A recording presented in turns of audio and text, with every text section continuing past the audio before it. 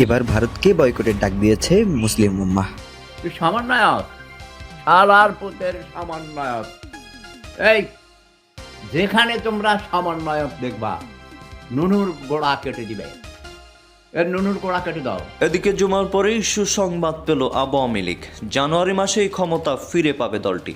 বহিষ্কারের পথে হাঁটছে ইউনূস সরকার। অন্যদিকে শেখ হাসিনার হাত ছেড়ে দিল ভারত। শেখ হাসিনার ফোনে কথা বলা সম্পূর্ণ নিষেধ করে দিল ভারত সরকার।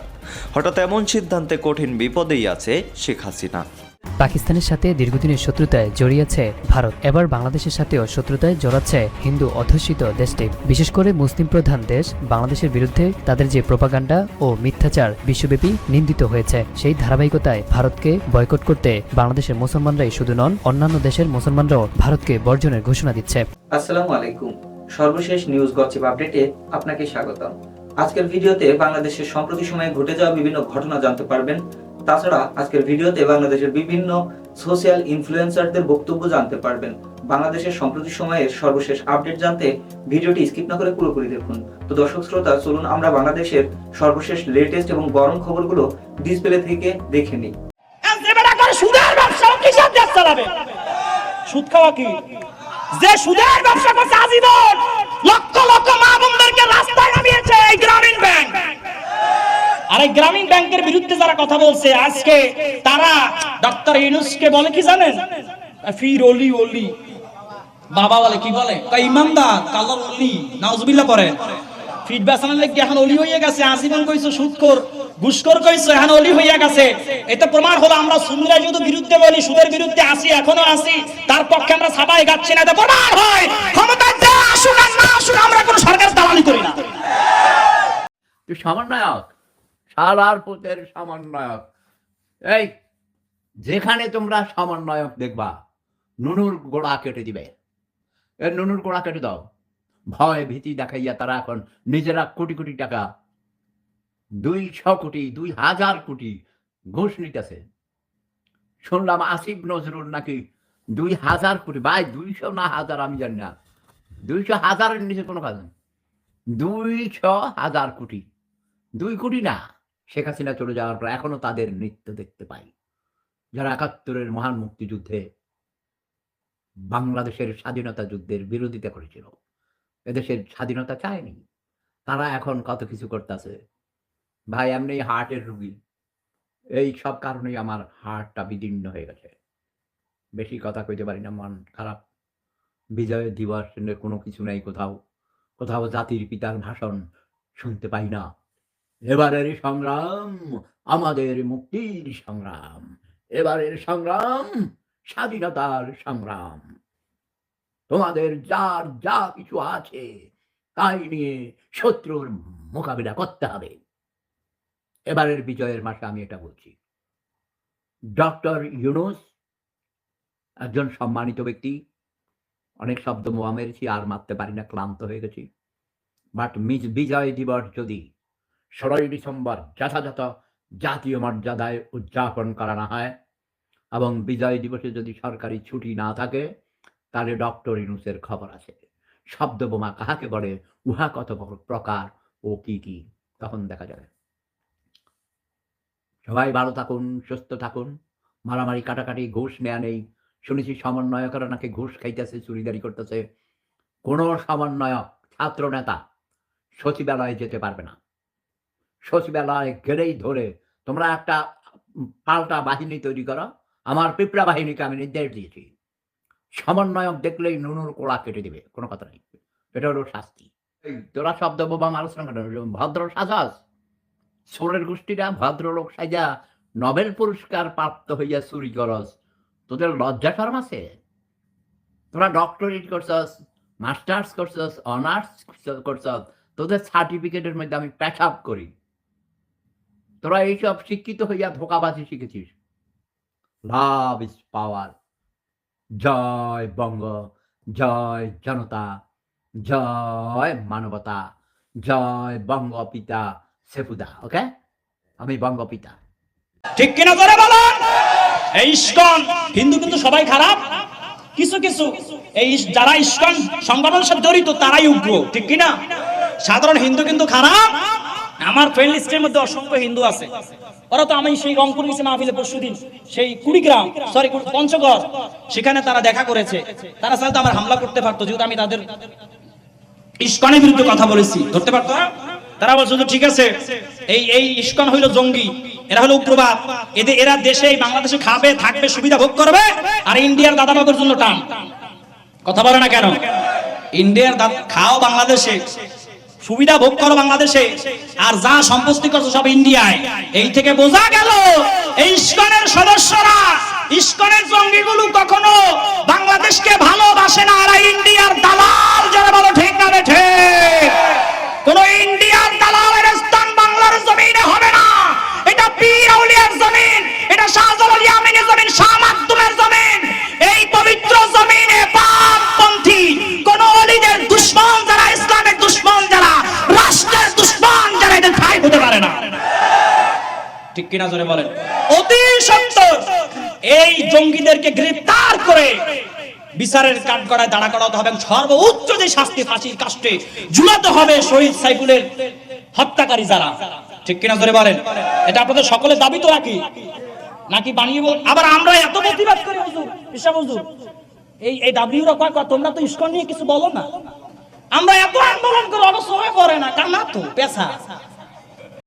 ডক্টর আসিফ নজরুলকে আমি বোমা মেরেছি, ডক্টর ইউনূস সাহেবকে মেরেছি, কিন্তু তাদের লেভেলে যেতে ইলিয়াস হোসেন নামে একটা সাংঘাতিক, সে কোনো সাংবাদিক না, বেয়াদব, অশিক্ষিত মূর্খ, সে নিজে বলেছে সে তার বাপ রাজাকার ছিল এবং সে রাজাকারের সন্তান হিসেবে গর্ববোধ করে।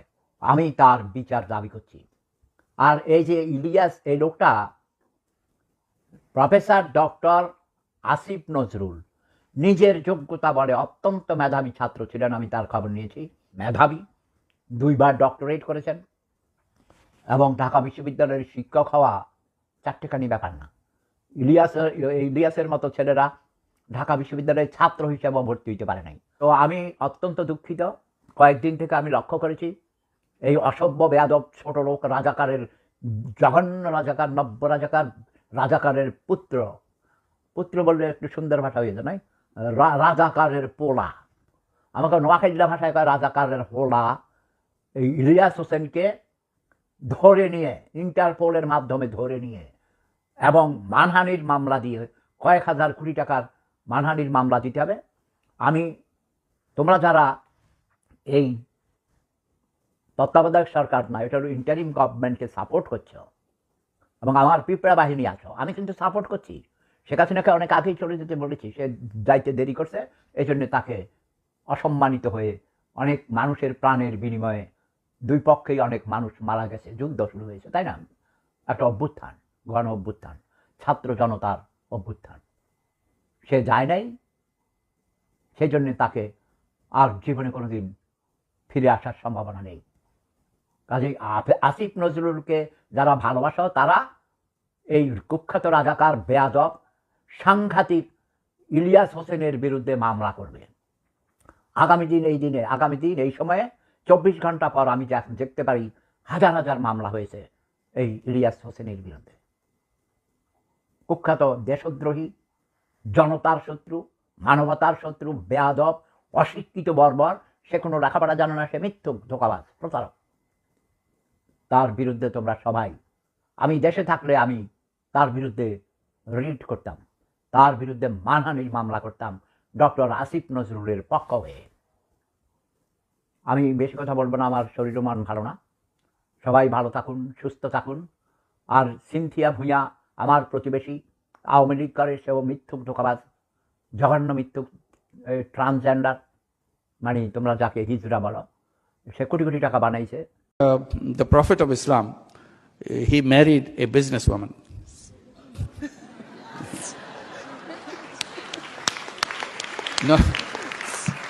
Not only he married a businesswoman, first he worked under her.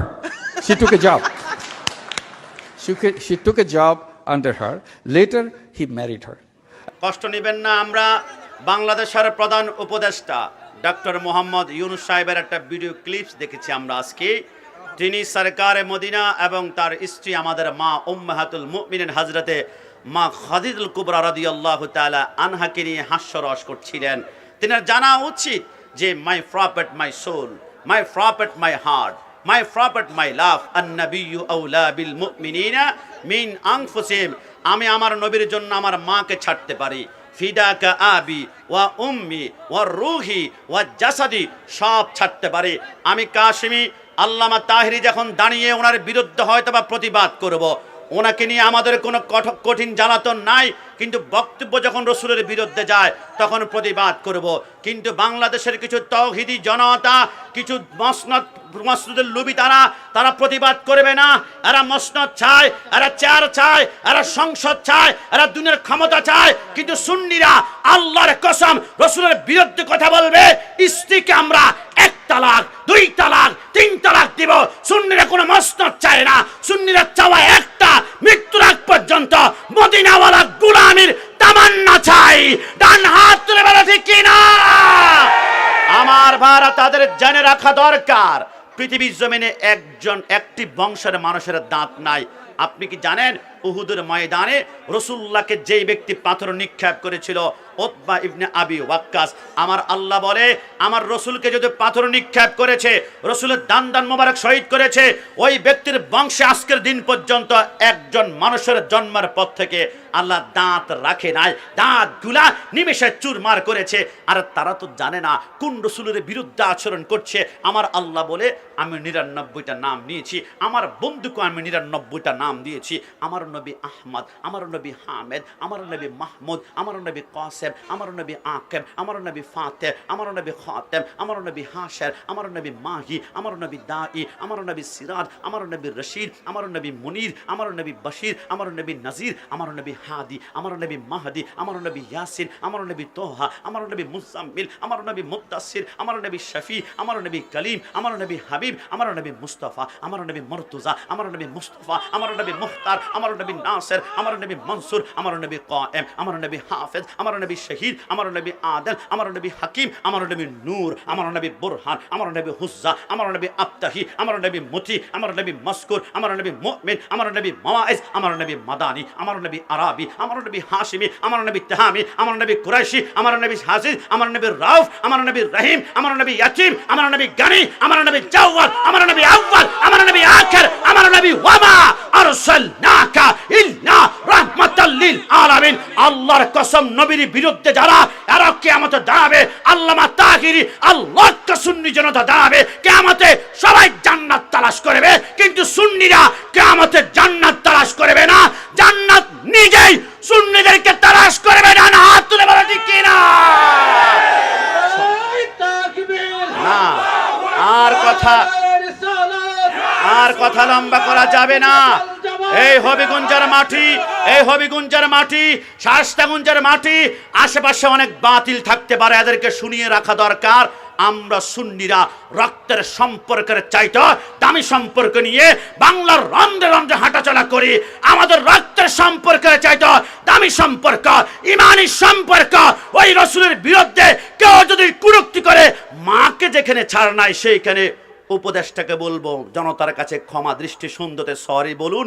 না হয় সুন্নি জনতা ক্ষমতার জন্য দুনিয়াতে বসবাস করে না, রাজপথে রক্ত ঢালবে রসুলের ইজ্জত, ওয়া তুআজ্জিরুহু ওয়া তুআক্কিরুহু ওয়া তুসাব্বিহুহু মুক্তাতা ওয়াসিলা, রাজপথে রক্ত ঢালবে, রসুলের ইজ্জতে আঘাত লাগতে দিব না। ডান হাত তুলে বলা ঠিক কিনা? अस्सलामु अलैकुम व रहमतुल्लाहि व बरकातु। गुलामाने मुस्तफ़ा जान देने से नहीं डरते, ये सर काट जाए ये रह जाए कुछ परवाह नहीं करते। अस्सलाम। সম্মানের জায়গা আমরা হারিয়ে ফেলছি এবং ওই গতানুগতিক রাজনীতিতে আমরা হারিয়ে যাচ্ছি। আমার বাড়িতে আপনি এসে আমাকে ধাক্কা দিলেন, প্রতিবাদে আমি আপনাকে ধাক্কা দিয়ে আমি খারাপ হয়ে গেলাম, এটা তো হতে পারে। অন্তত পক্ষে গলার আওয়াজ থাকলে গলা দিয়ে যুদ্ধ করবো, হাত থাকলে হাত দিয়ে যুদ্ধ করবো, পা থাকলে পা দিয়ে যুদ্ধ।